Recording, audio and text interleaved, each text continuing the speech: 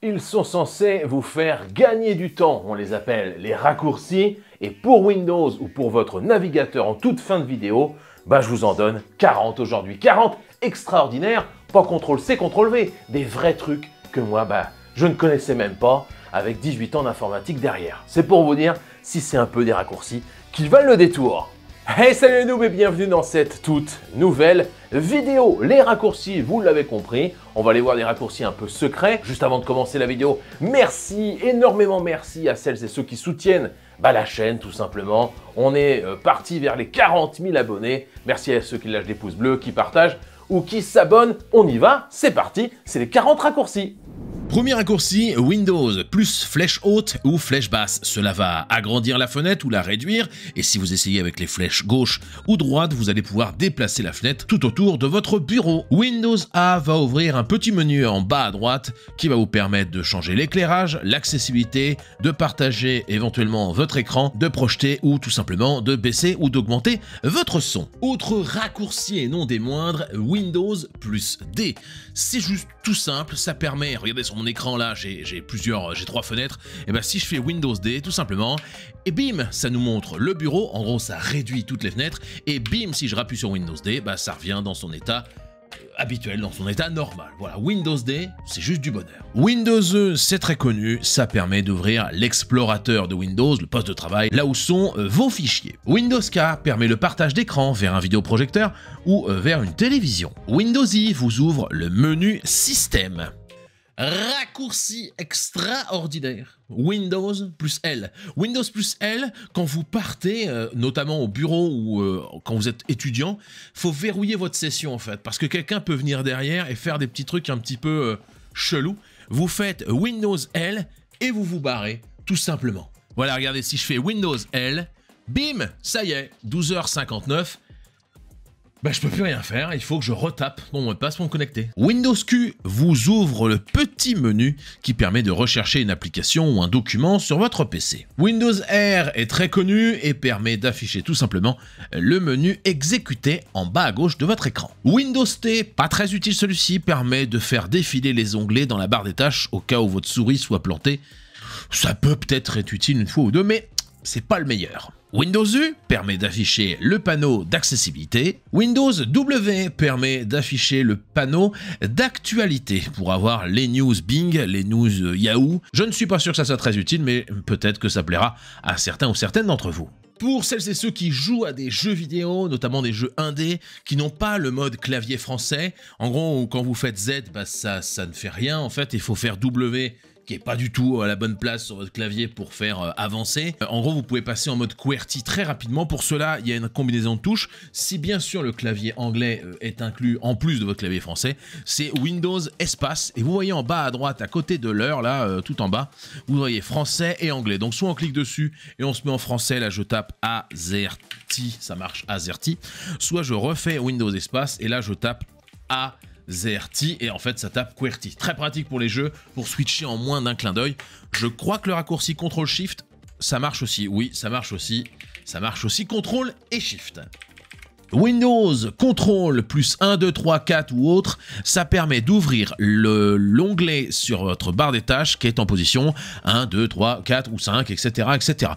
Pas forcément très utile, pareil, je pense que cliquer la souris est plus rapide. Windows Tab, c'est l'équivalent du Alt Tab de l'époque, sauf que là on a une vision graphique et on peut choisir la fenêtre que l'on veut désormais ouvrir. On peut même avoir une gestion des bureaux, comme le faisaient notamment les distributions Linux depuis bien des années. Windows Imprime Écran prend une capture d'écran de votre écran et vous l'enregistre automatiquement dans votre PC, dans mes documents, mes images, mes captures. Alors là, un raccourci énorme. Franchement, je le connaissais pas. Peut-être vous le connaissez, dites-le moi en commentaire.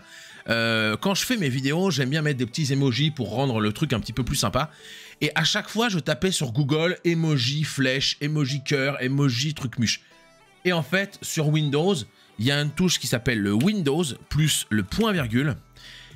Et voilà, en fait. Vous tapez, par exemple, vous voulez du sport, vous tapez sport. Et vous avez quelques sports, etc. Vous avez aussi en dessous, bon, c'est des gifs animés, tout ça, avec Ténor. Mais vous avez tout un tas d'emojis. Windows Flash, on l'a déjà vu un petit peu tout à l'heure, ça permet de bouger les fenêtres sur son bureau et de les déplacer là où on le souhaite. Windows Pause vous affiche les informations système, c'est très utile et je m'en sers quasiment tout le temps. Alors ça, autre outil, autre raccourci qui va peut-être me servir, je n'ai pas eu le problème récemment, mais ça m'est arrivé d'avoir les plantages graphiques où en gros mon PC freeze et j'entends toujours le son, limite en live les gens m'entendent encore, mais c'est juste le pilote carte graphique qui a planté. J'ai hâte de pouvoir le tester. Enfin, ceci dit, non, j'ai pas vraiment hâte parce que ça voudra dire que j'ai planté. Bon, bref, j'ai hâte de pouvoir vous dire ça a fonctionné, éventuellement. Et donc, c'est Windows. Oula, attendez. Windows Ctrl Shift B. Donc, les 3 petites touches en bas de votre clavier et B. Et donc là, je vais le faire là tout de suite. Wow, ça a fait un boum. Et là, ça reset complètement votre pilote graphique quand c'est effectivement le pilote graphique qui a planté, notamment sur des jeux vidéo quand vous y jouez un petit peu trop longtemps ou que ça chauffe. Et voilà, Windows Ctrl Shift B comme barre graphique. Non, ça marche pas ça. On passe au raccourci plutôt simple avec Print Screen qui lance tout simplement l'outil Windows de capture d'écran, notamment sur Windows 11. Alt Print Screen prend la fenêtre en cours uniquement pour faire une copie et ensuite il faut que vous colliez la photo qui a été prise dans un Paint ou dans un Photoshop. Alt F8, ça c'est assez génial, ça affiche le mot de passe qui est caché par des petites astérix. Ça fonctionne notamment sur Windows quand vous rentrez votre mot de passe au démarrage. F2, ça permet de renommer un élément, voilà, un fichier, un dossier, le nom d'un disque dur, tout ce que vous voulez, F2. Et F10 vous affiche, selon les programmes, des menus supplémentaires. Firefox va vous afficher un menu fichier, Word va vous afficher autre chose. Bon bref, ça peut vous afficher un menu supplémentaire qui est d'habitude caché. Il peut arriver qu'on ait des programmes qui plantent et depuis la nuit des temps, c'est-à-dire à peu près 20 ans où je fais de l'informatique, moi je fais CTRL là-dessus et une fois que j'ai fait ça, je clique ici sur gestionnaire des tâches.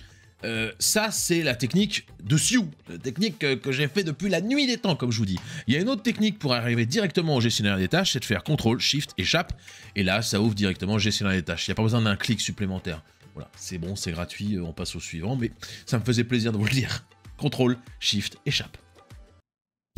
Aïe, On continue avec les raccourcis, avec CTRL A qui permet de sélectionner tout. Je vais pas vous refaire le CTRL C, CTRL X, CTRL V. Ça c'est bon, couper, copier, coller, vous connaissez. CTRL F permet de rechercher. Par exemple, dans l'explorateur Windows, vous pourrez rechercher directement un fichier par ce moyen-là. CTRL P permet sur n'importe quelle fenêtre, dans Word, dans Notepad, dans une page internet, d'imprimer directement ce que vous voyez à l'image. CTRL Z permet d'annuler la dernière action que vous veniez de faire.